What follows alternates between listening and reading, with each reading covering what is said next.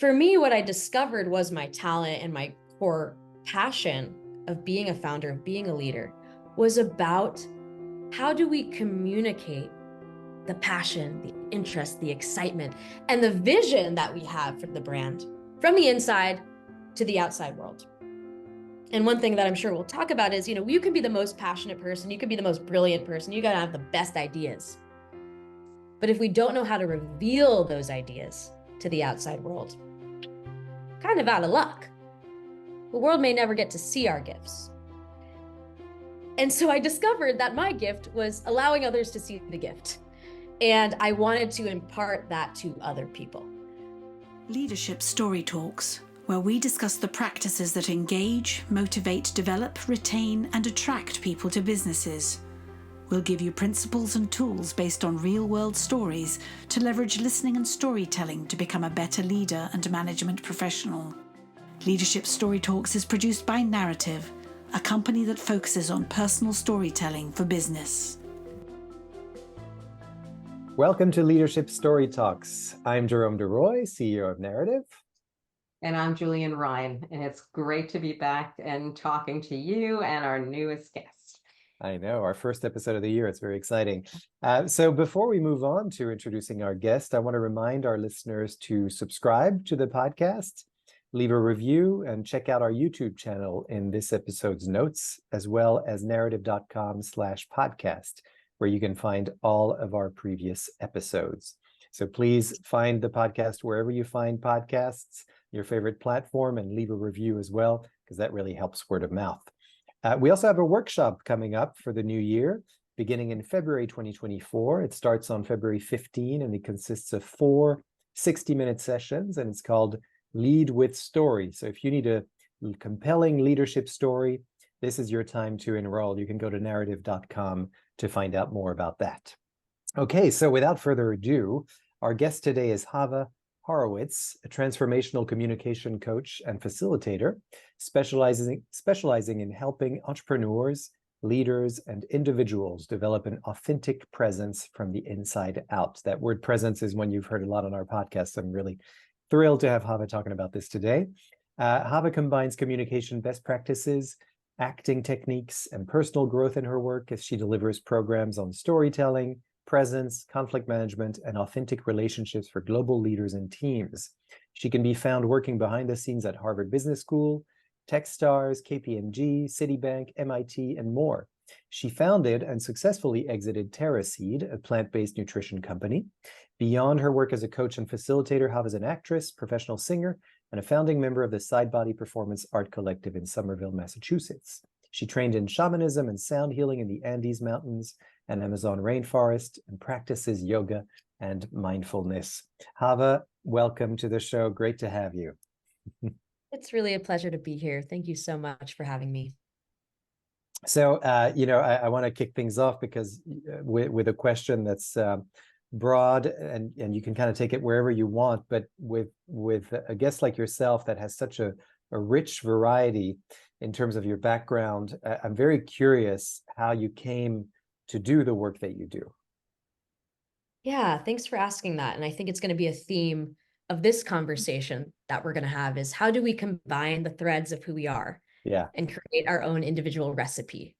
And it takes time, right? It takes time to do that. It takes failure. It takes getting it wrong. It takes getting it right and tweaking and refining and optimizing. And I feel like a lot of my journey has been that process of committing to one path, not quite being right, switching to a new place, it being a little bit more right, and a little bit more right, and a little bit more right until I've landed where I am now, which feels so right. And I get to combine all of these different parts of myself, take all of the different ingredients out of my knapsack and combine them into something that feels so true in terms of my offering to the world. But really, my entry into the work of coaching and facilitation started after I exited my company, TerraSeed. And I had some time, gratefully, where I could begin to take stock of what were the parts of my experience that I really loved, that I really excelled at, that set me apart as a founder and as a leader. And it wasn't about optimizing ad spend. It wasn't about reaching our KPIs. It wasn't even about, adjusting our operational capacity or our systems. It wasn't even fully about building culture. For me, what I discovered was my talent and my core passion of being a founder, of being a leader, was about how do we communicate the passion, the interest, the excitement, and the vision that we have for the brand from the inside to the outside world. And one thing that I'm sure we'll talk about is, you can be the most passionate person, you can be the most brilliant person, you got to have the best ideas. But if we don't know how to reveal those ideas to the outside world, kind of out of luck. The world may never get to see our gifts. And so I discovered that my gift was allowing others to see the gift. And I wanted to impart that to other people, especially at an early stage of a company. They're not investing in your crazy growth or your optimized ad spend. They're investing in your ability to share your vision, to tell your story as yourself as a leader and as a brand. And so I walked away from that saying, I want to teach other people how to do that. But I didn't really know how. I feel especially in our industry, in the coaching space, in the corporate training space, you almost don't know it exists until you know it exists. And I got really lucky because I got to turn to my mother at the kitchen table, who has been doing this work for 40 plus years. And I started to look at her in a different way. Throughout my whole experience as a child, I've been witnessing her as a really expert in this field of communication and learn through osmosis. But after I left the business, I started to turn to her and think, I think this woman has a lot to teach me. I think she needs to pass me the torch.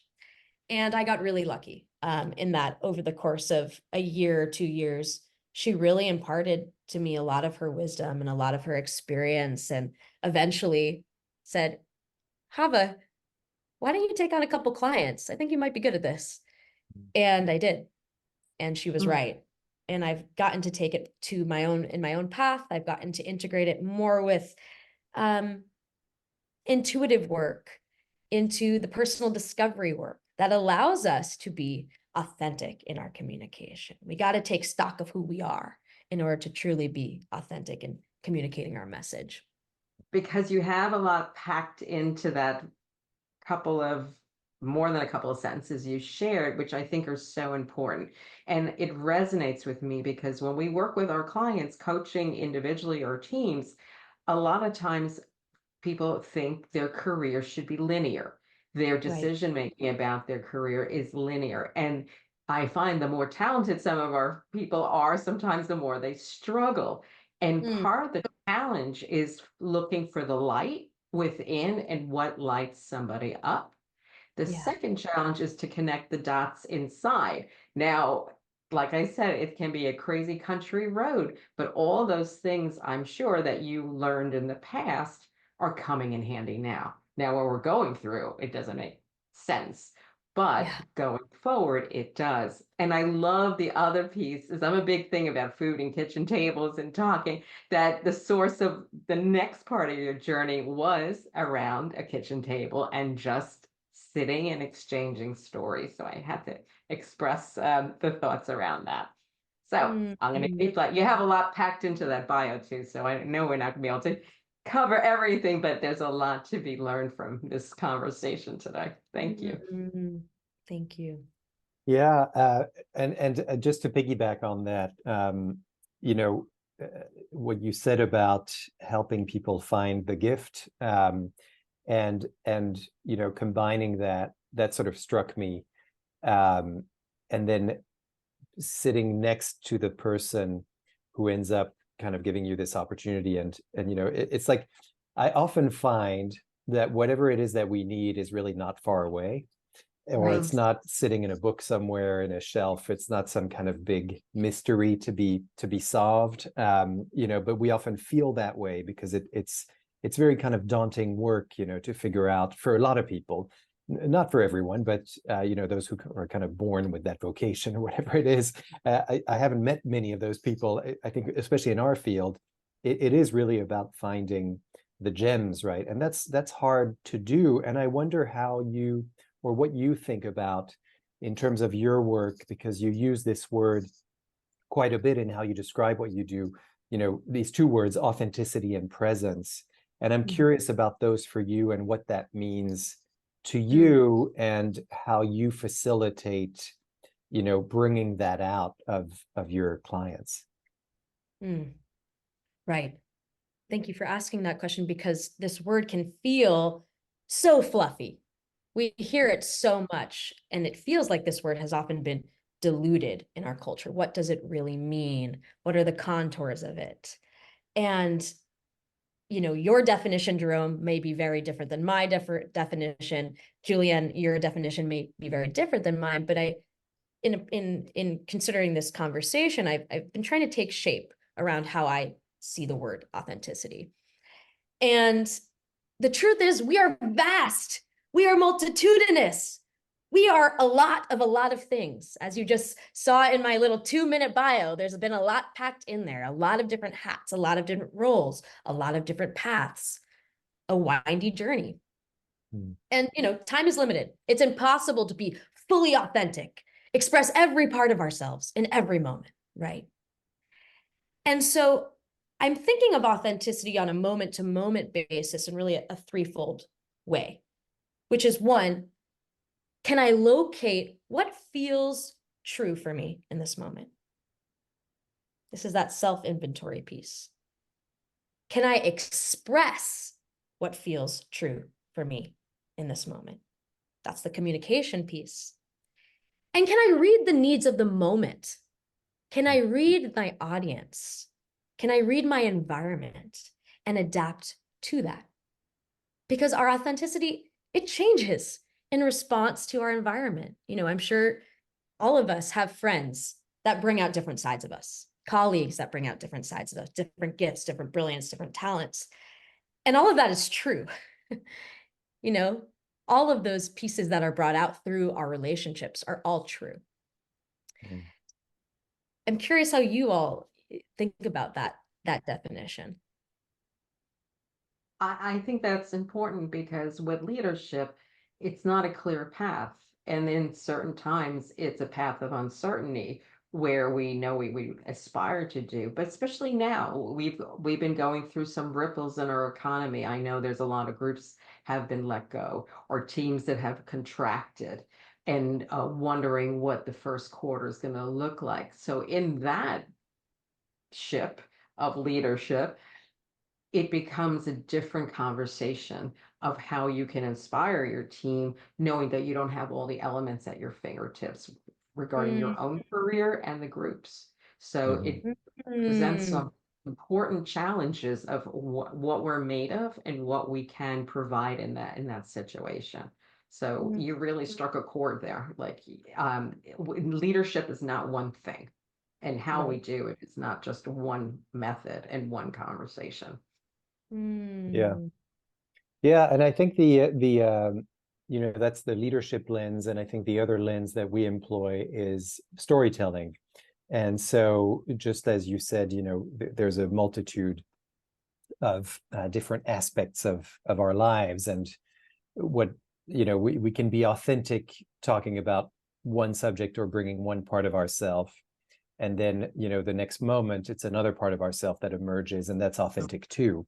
And I think so. What I related to is this other term that's being used a lot, and I think merits some definition and conversation around, which is bring your full self to work, or to whatever it is that you're doing. And a lot of people, in our conversations, have difficulty with that, because it's, well, isn't it, according to the moment that you're going to bring different parts of yourself. And to me, the whole self is more about being aware of all the parts that constitute who you are, and being comfortable with those, being confident with them, as opposed to, I think what's really being defined here, or what's happening, is that many people kind of repress or hide something of themselves, and that has negative consequences on how they show up. So to me, authenticity and bringing your whole self are pretty close. But it all depends on what you both said. Who's the audience? What's the moment? What's going on in that moment? And what do I bring? But at the core of it, to me, being authentic is being aware of all the different parts of who you are, and knowing, this is where the storytelling piece comes in, knowing that evolves, right? I mean, just look at your bio, and I think we can look at all of our bios. There's all these different strands, and there's things that we probably chose not to put in there depending on the environment we're in, but we're aware of all the different things that constituted our journey. And we're also very aware of the fact, at least I am, that many other things are going to be part of the future journey, right? And so that's also going to constitute who I am and who my authentic self is. So I think that's an important thing. And I'll end with just a little story, to kind of try to put this in something tangible as well that our listeners can understand too. So it's not too theoretical, but when I was I worked in finance for about 5 years. I went to business school, worked in finance for 5 years, and I was in Hong Kong during that time. And I on the side, I started DJing, and that was, like maybe twice a month or something like that in a little bar. And I had a friend who did that too. And so we were both doing that on the weekends, and then we were bankers by day and DJs by night, like superheroes. And so, you have to send pictures one day for this. Oh yeah, I have some great ones. Yeah, that's true that we could put that in the notes actually. But anyway, no one at the bank that I was working at knew about this, and that was fine. It's not like anybody asked me, and I wasn't really aware of the fact that I was kind of hiding that until one night. It was a farewell party for one of my colleagues, someone who had become a sort of work friend, and so I went to this party. But it was the night that I was supposed to DJ at the Rice Bar. That's what the bar was called. And so I go to the first place where the farewell party is happening, and in a suit and tie. I'm coming straight from work, and everyone's there, and my boss is there. And then I look at the time, and I keep looking at my watch. I'm having a glass of wine. I keep looking at my watch. And then finally, I just go up to my boss and I say, look, I'm going to have to go. I'm really sorry. There's something that I was supposed to do and I completely forgot. And I'm really sorry, but I have to go. And I go and tell the same lie to the person who was my work friend. And then I leave the thing, and I hail a cab. And in the cab, I had my backpack. And in the cab, I take off my tie, put it over my head. I take off my shirt, put on a new T-shirt that says, last night a DJ saved my life. And then I put my jeans on, it's like completely changed in the back of this cab. Yeah. And then finally I get to the Rice Bar. And then the next day, when the person asks me, why did you have to leave so early? Oh, I'm so sorry. There's a family thing I had to go to and I forgot. Again, I repeated the lie. So and it made me feel really terrible. And that's when I realized, oh, there's a part, and of course I realized this only many years later, but at that moment, I knew that there was something that was preventing me from telling people what I did on the side.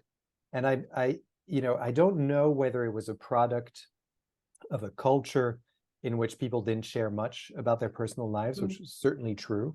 No one asked me really about my personal life, even those work friends. And so there was but there was also something inside of me, because I ended up quitting that job, that knew that I wasn't quite in the right place, that I wanted to do something creative, something a little more meaningful to me. And of course, 2-3 years later, that's when I quit the job and came to New York, and now I do what I do, which is a very different field, but certainly much more authentic to who I am. And I have no problem at all sharing with you that story and whoever's listening, right?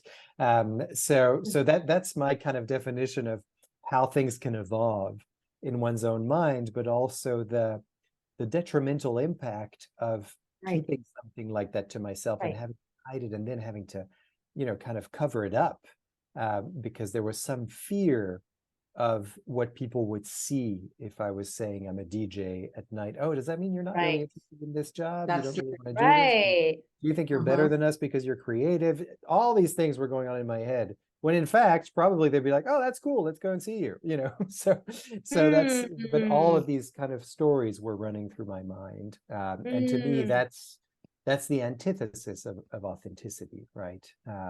So anyway, that's my example. And I So love that because it's, oh, I'm so sorry. yeah, I Julian, just wanted to ask you a question because I yeah, think you incorporated your arts into your practice a little sooner.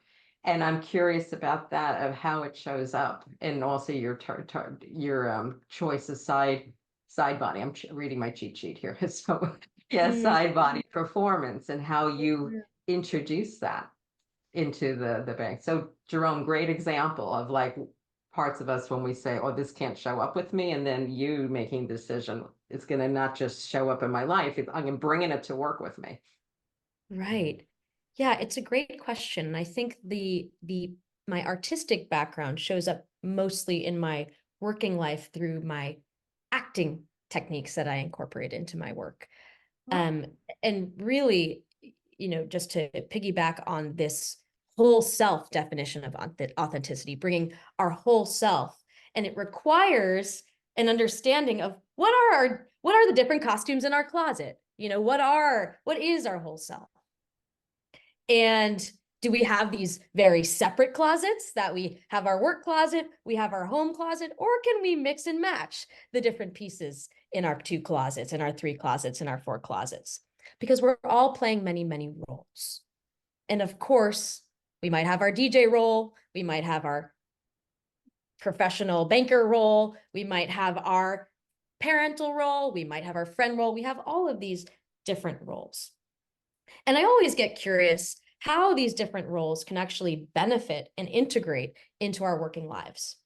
I mean, so much creativity happens from bringing together opposites, from the combining of opposites. And what do we leave out of the picture when we don't allow ourselves to wear the DJ Save My Life shirt underneath our blazer? What do we leave out of the picture? And what a relief it can be to not have to run between closets all the time, or be in the taxi cab and taking off the tie and taking off the blazer and telling lies. What a relief it could be to be our whole self.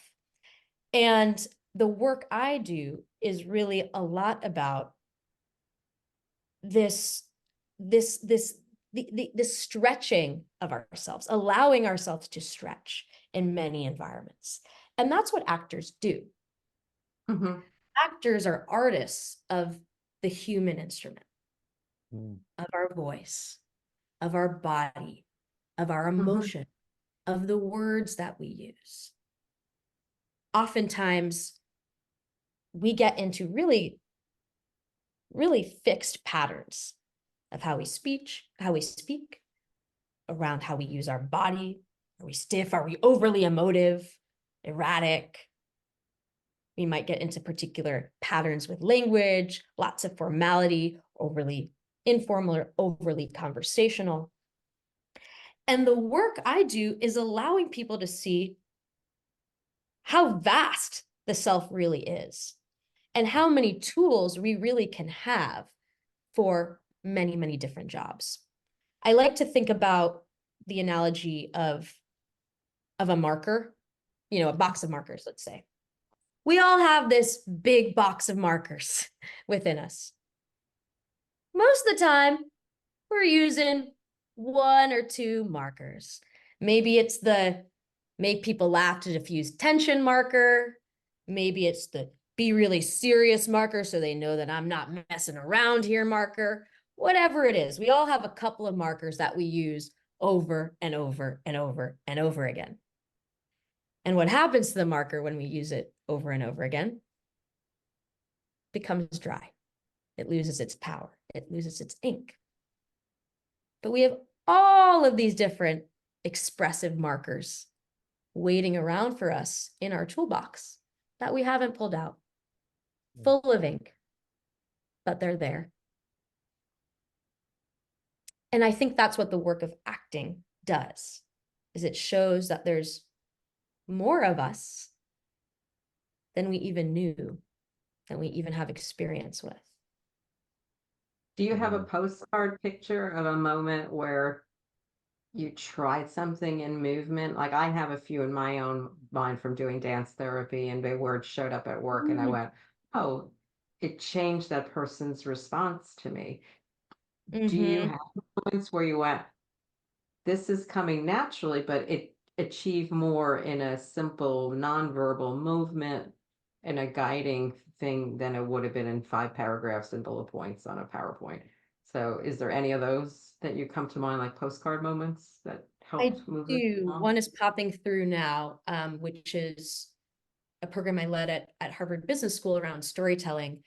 And, there's people from all over the world in these groups: Singapore, Nigeria, Africa, Spain, it's all over the world. And one of my participants, brilliant person, shy guy. And so when he went up to tell his story, quite soft-spoken, clear, but a little bit low energy. Like it was a powerful story. Don't remember what it was in this moment, the content. But the way that he delivered it was lacking some impact. And so a technique that I brought to the table there was, let's pretend we're all at church. All right. Hallelujah, Justin. This is not his real name. Hallelujah, Justin. Take us to church, man. Come on, give it to us.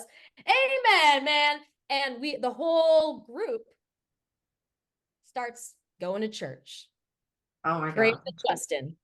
And it was amazing how that participation from the audience really activated a change in his vocal expression, in his use of movement, because we were all with him in that journey. And it really did. It was like a different person was telling that story. It was pretty amazing. Right. You really created a space, like you redesigned the whole space in his mind and your imagination. Oh, that's Yeah, wonderful. I love that example because it's also a great example of the reciprocal relationship between listening and storytelling. So this is something we all often say at Narrative, which is that the whoever your listeners are, they're bringing something that you may or may not be aware of. Usually, we're not aware of it because it's invisible, and yet it's constitutive. So it's completely shaping how you're speaking. So what's coming out of my mouth right now is being shaped by how the two of you are listening. And I would even venture to say how people are going to be listening. Isn't that interesting?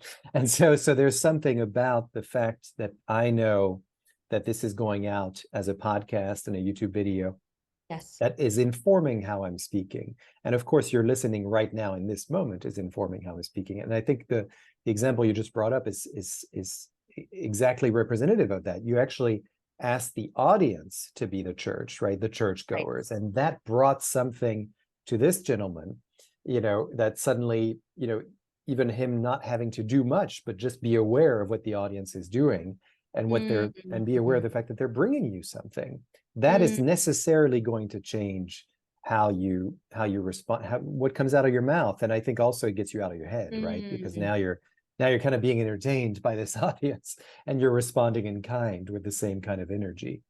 Yes.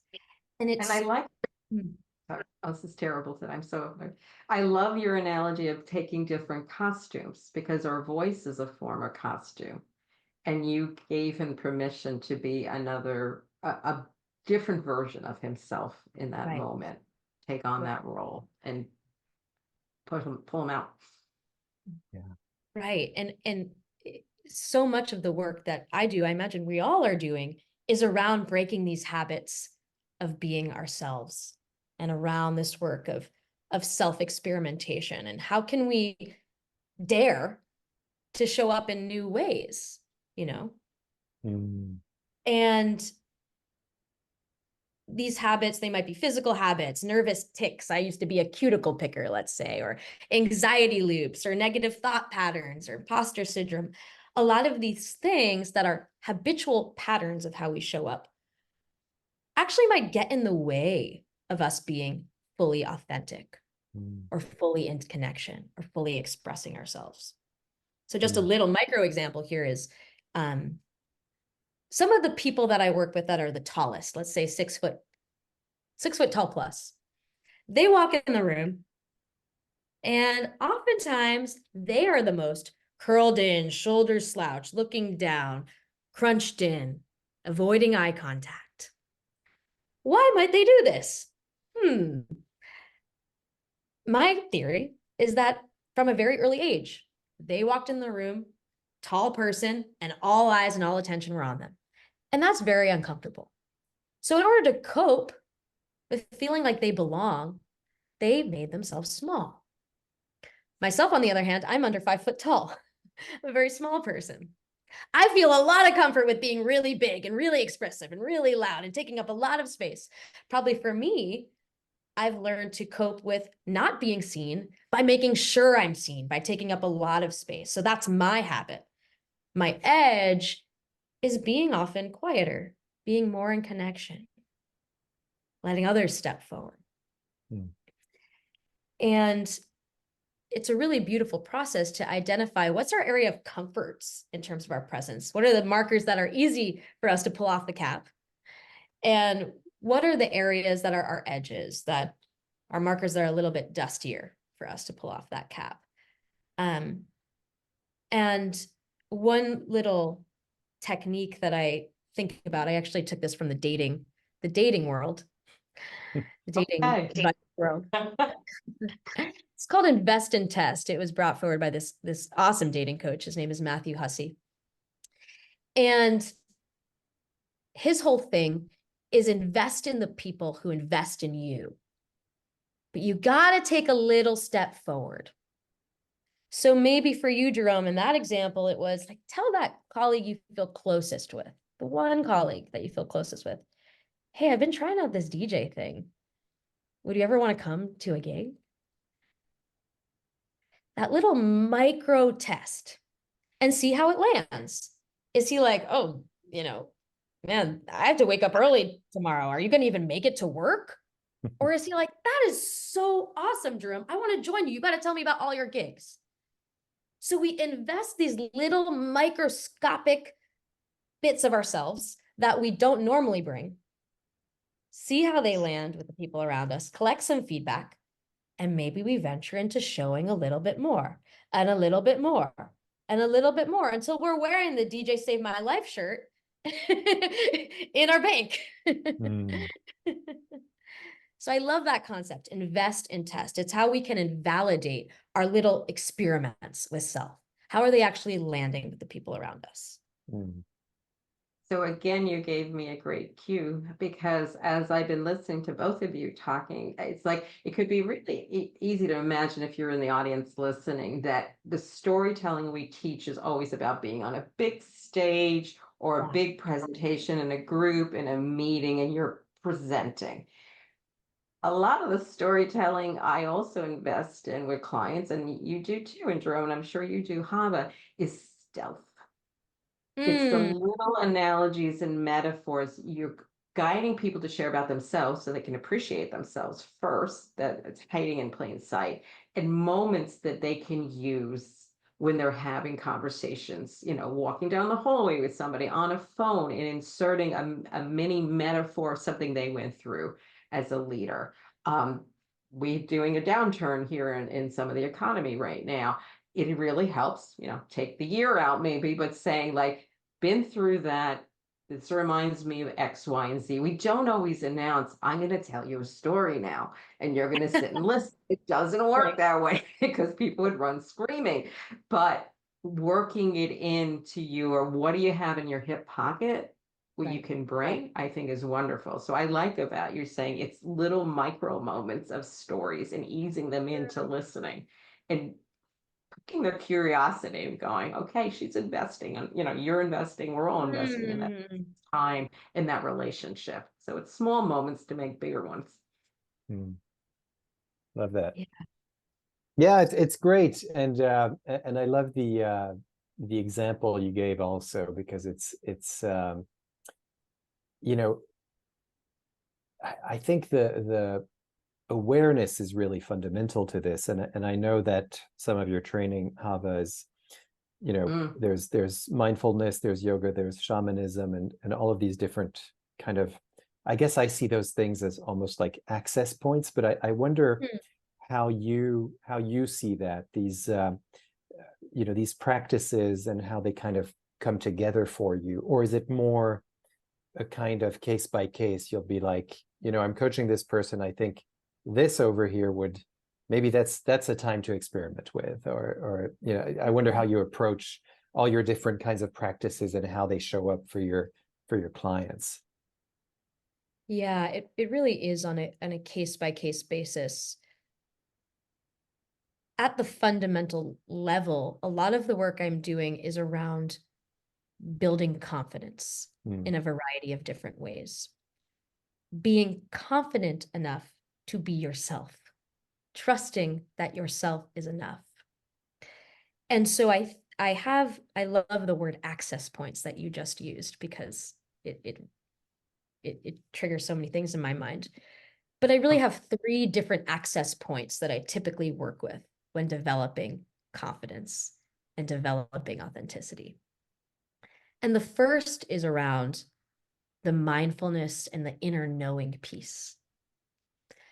I'm sorry, the mindset and the inner knowing piece. Mindset is a very difficult thing to change. Our thoughts are often very well-oiled, long-developed grooves within us that can take a lot of consistency and effort to change. And so that's why most of the time I begin with a behavioral access point. So we have the mindset access point, then we have the behavioral access point. And this is really around the things that we're talking about with the voice, with the body, with trying on new ways of being in that way. Because if I'm slouched over, eyes on the ground, not making eye contact with anybody, I'm out of connection with you. And of course, it's a reflection of how I feel about myself. The behaviors that we do are reflections of our mindset.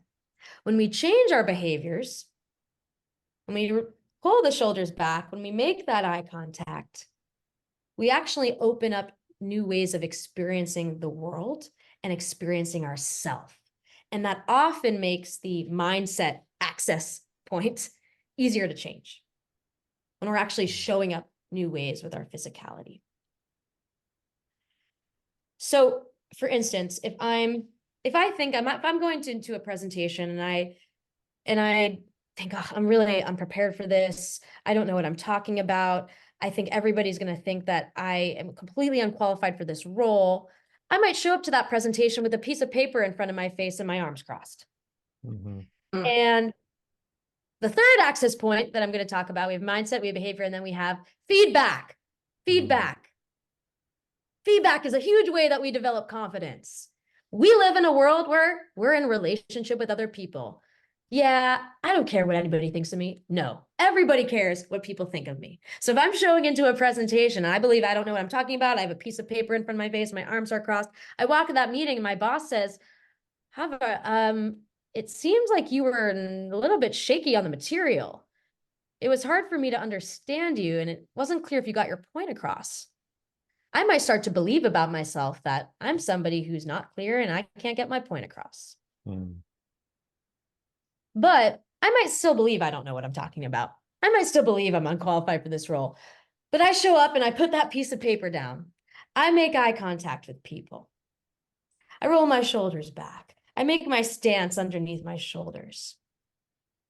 And I get some feedback, it turns out, when I walk out of the room from my boss. Wow, Hava, something was different about you. You seem sturdier in yourself. You seem sturdier in your stance. Your presence was different, powerful. That starts to change how I feel about myself. So it's really a loop: mindset, behavior, feedback. Those are the 3 access points I typically work with in my work. Makes a lot of sense. And it reminds me of, or reinforces the point of the mind-body connection, right? That it kind of goes both ways. We often think that it's the mind first, and then that'll inform what I move and, where I go. But in fact, starting with the body, it can be really effective in kind of tricking the mind into thinking other things, right? Because once you get that feedback, that makes sense to me, is that, oh, okay, well, that'll build my confidence, because now, okay, yeah, they did see something different. I worked on something that was, quite tangible. The things that you mentioned, just rolling the shoulders back, our posture. Those are all things that are not, it's not rocket science. It's not difficult to do, right? Right. So I get what you're saying in terms of the mindset probably being the most difficult thing, and how it can be informed by what we do behaviorally and how we receive things. Yeah. And how do you build in the emotion of awareness? We can roll our shoulders back, and then for, let's say, somebody who has trained themselves for some reason, whether woman or man, to retreat, there's going to be a micro emotion that's attached to moving that body part and standing. How do you create spaces for that person to be okay with what's coming up? It's a great question. And I think in the coaching relationship, it's fundamental to develop not just a safe space, but a brave space with our clients.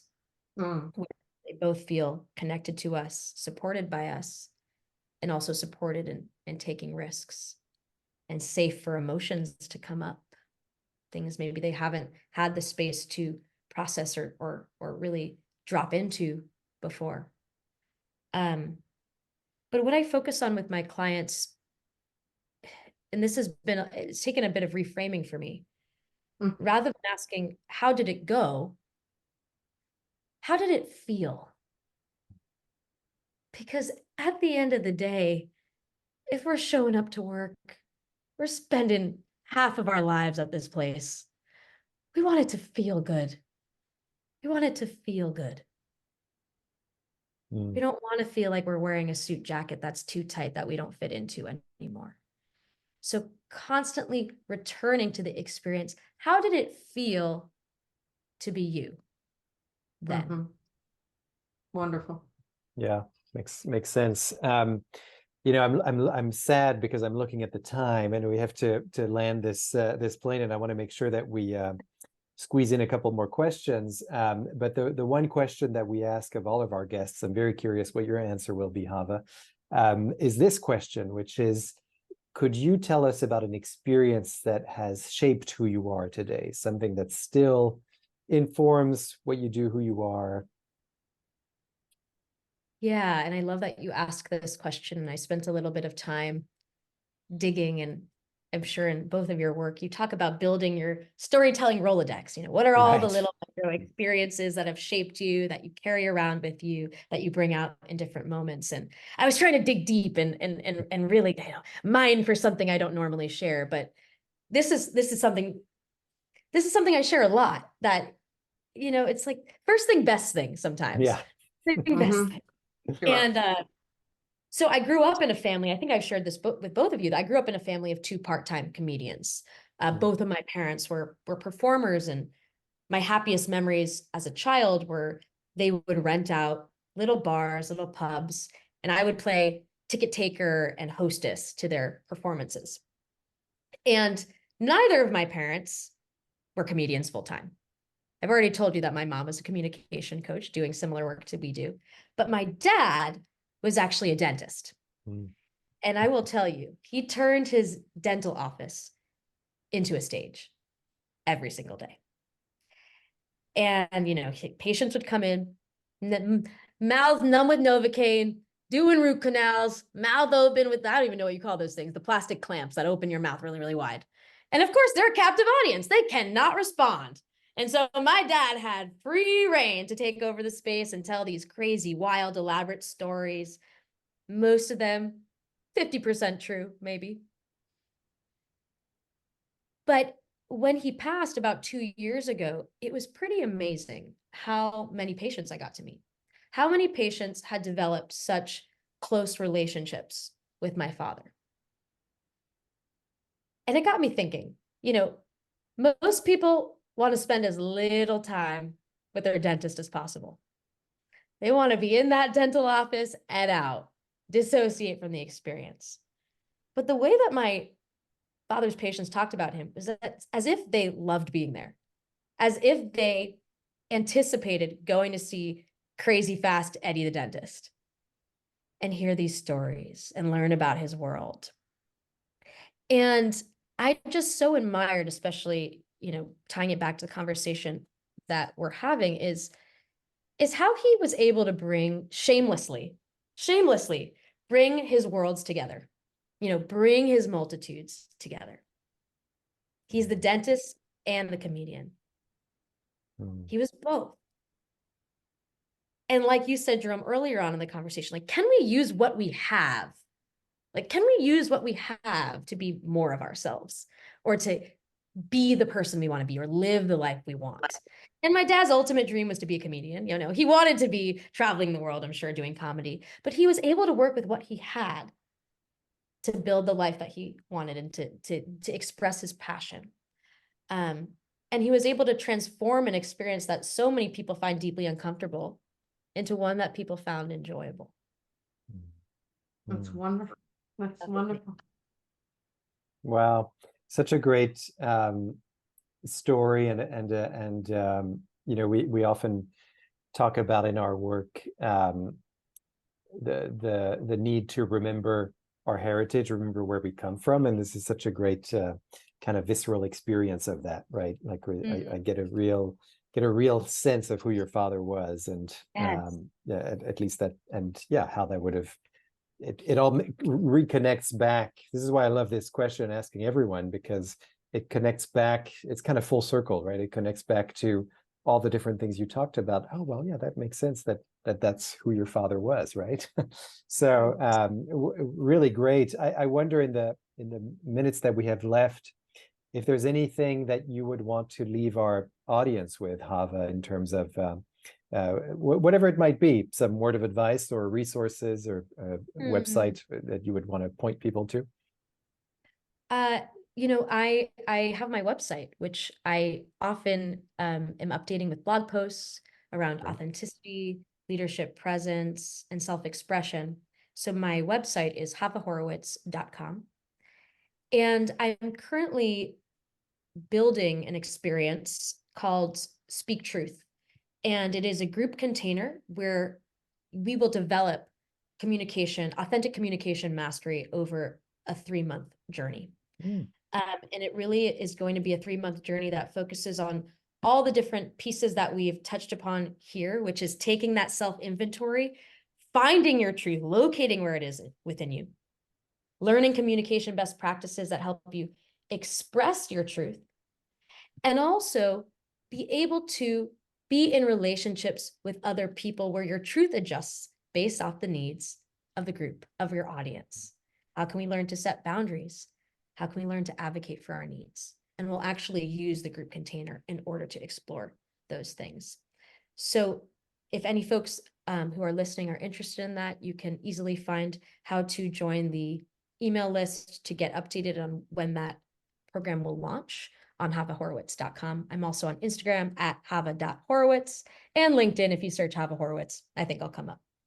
Great, wonderful. Well, thanks so much. I really appreciate you giving us this time today, and really feel like there's so many nuggets that our listeners can take away and start applying in their lives, and now knowing about these 2 opportunities. I think that's really wonderful. So thank you so much, and thanks, Jules, once again for your wonderful questions. I'm busy thinking of other questions I wish I could have asked. I know. It went by so fast. I am being attentive. I'm like, there's more.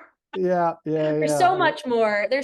Maybe there will be more opportunities to collaborate and have more conversations, and it's just the seed of many more. Absolutely. It's just the beginning. Well, to conclude this episode, if you've been inspired by this session, our wonderful audience, you can, I invite you to learn more about our workshop that begins in February 15 to be exact. It's going to be 4 60-minute sessions. You can go to narrative.com to learn more about that, NARATIV.com, To enroll yourself and or your team, you'll see there's lots of different options there. It's called Lead with Story. It's all about creating a compelling leadership story, especially in a kind of world where things are constantly changing, as we all know. So again, yes, visit our website for more information on how you can find, craft, and present those stories that are going to engage your audiences like nothing else has before. We're always happy to listen to you. And again, I want to remind you to not forget to subscribe to Leadership Story Talks. That's how you'll get new episodes every other week on your favorite podcast platform, and leave a review, because that's how the word of mouth works. And also remember that we are also on YouTube, on the YouTube narrative page, where you can see us in action. So thanks so much. Thanks, Hava. Thanks, Jules. Really wonderful to see you all again. Yeah, and Happy New Year, everyone. Yes, and I'll see you soon. And remember, storytelling is portable. You don't need tech, you don't need upgrade, you just need you. We got everything you need inside. So until we meet again, all the best out there and Happy New Year. For more information on the narrative listening and storytelling method and how it can help your business, go to narrative.com.